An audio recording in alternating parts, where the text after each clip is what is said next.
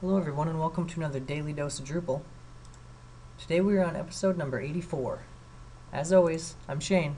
Follow me on Twitter at smthomas3, find me on Google+, and go to codekarate.com, check out the other videos, and sign up for the newsletter. If you've been watching the Daily Dose of Drupal before, you may have seen the Entity Reference Daily Dose of Drupal episode, which was episode 7. This module that we're going to go over today is the Entity Reference Multiple Display module. It's a relatively new module on Drupal.org, however it can be useful in some specific situations. So the Entity Reference module, for a quick recap, is just a way, it's a field type that can be used to reference different entities. So you may have one content type that you then need to reference another content type, or maybe you need to reference specific users, or any type of entity where it needs to go ahead and reference another type of entity. And this could be used on any type of web application. Maybe you need a CRM system where you have different content types like projects, and you need to reference what type of client or which client the project is for. You could use something like the entity reference field for that. And there are of course many other uses, but that's just one that came to my head. But let's go ahead and get started with this Entity Reference Multiple Display module. I have the Entity Reference module installed right now, and I added a content type called Test Entity Reference. And it's just a simple content type. All it has in it is the title and body field, which comes by default, and also this referenced articles field. And it's an entity reference field. I have it an autocomplete field, and I have it's tag style, so it means we can reference multiple. And it's pretty simple. In the display, right now I have it just the format as a label. So I went ahead and I created one called My Favorite Articles. So if I edit this, you'll notice that in this referenced articles I have multiple articles.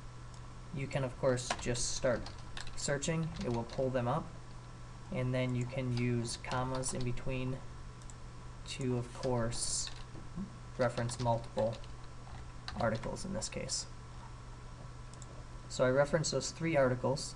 If I go to this page, it just lists these links because it's referencing that these 3 entities are referenced. So I could say these are my favorite articles. I referenced my 3 articles, but let's go ahead and say we want to actually display the articles on this page. So I can come into content types and go into this test entity reference and go to manage display, and I can use this rendered entity, and I can render it as the full content or the teaser. I'll go ahead and select teaser and save it. And if I come back here, now you'll notice that I have the 3 teasers in the order that I referenced the articles in on this edit screen. So that works great. However, there may be some situation where you have a list of these entities, and let's say you want this first one to be the full node and the second 2 just to be the teasers.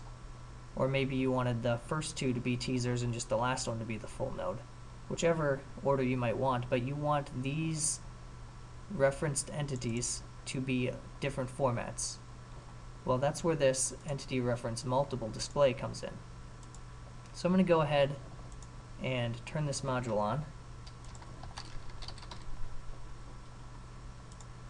And I will save this. And all this is going to do is give me another option here. If I go into content types and test entity reference and go into manage display, it's going to give me another format option. Now there's another option called rendered entity with different view modes.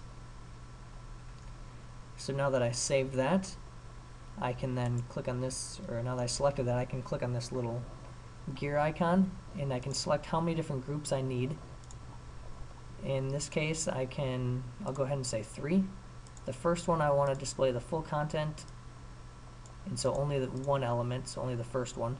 The second one I will display a teaser, and then the third and any following, which you can use, I believe, this number sign, I want to display as the search result. And obviously this isn't necessarily a realistic example. Most likely maybe I just want the first one to be full content and the rest just to be a list of all the teasers. But we can go ahead and set it as that. take a look at it. So now that I save it, I come back to this page, you'll notice it's still my favorite articles node here, and it has a list of referenced articles. The first one you can see is a full node. The second one then is a teaser, which with the read more link, and then the third one is the search index, or the search listing, I guess. So if I come back here, I can of course change that. Let's say I only want the first one to be the full content, the rest to be teasers. I can go ahead and set that, and I will update and save it. And now there's a test article 1 and test article 2. You can see these two are teasers, but this first one is the full content. So as you can see, it's a very simple module. It's not something you're going to use on very many sites probably, but if you do have something where you're referencing multiple entities from one entity and you need to display them in different ways, then you, especially based on the order that you are referencing them. So I referenced this one first. This one's going to be a full content. The next two are going to be teasers. And it's not just limited to just full content and teasers. It can, of course, we'll go over the list here of all the stuff that, or all the different display options. So you can have full content, teaser, RSS, search index, or search result. But you can go ahead and try this module out and use it if you need to render referenced entities differently based on the position that they're referenced. And go ahead and let me know if you find it useful. Thanks for watching the Daily Dose of Drupal. We'll be back again next time with another episode. Bye.